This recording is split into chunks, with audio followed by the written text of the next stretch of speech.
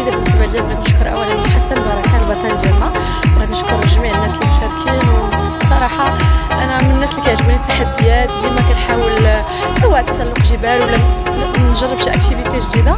اللي عجبني في هذه التجربه هو انه السفر كله كان عباره عن تحديات، اجواء جميله، الناس ديال المنطقه ديال خنيفره كبروا بينا بزاف، ناس كرماء بزاف.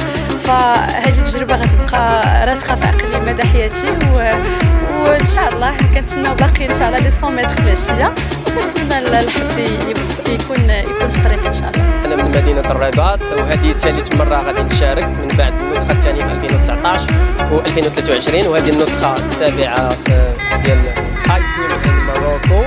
والتنظيم هنا رائع وداك الشيء كله معتبر. الاستعدادات كاينين على جوج انواع، الاولى كتدوش بالماء البارد، كتحاول تولف الجسم ديالك انه يسخن راسو براسو.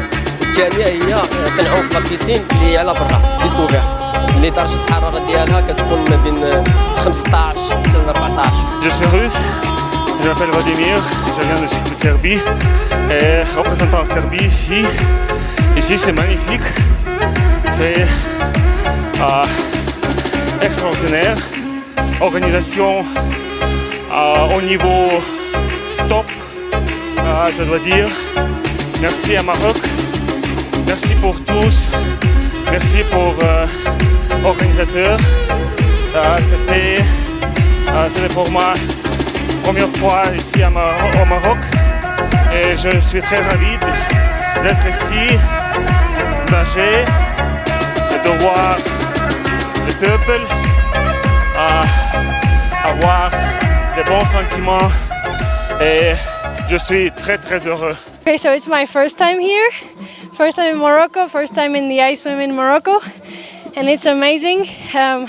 I swam before this morning. My first experience was super freezing, but the weather is super nice. People, music, everything is wonderful. It's amazing. Food, everything is being great. I'm super grateful for the treat here. So I welcome everybody to try it once in a lifetime.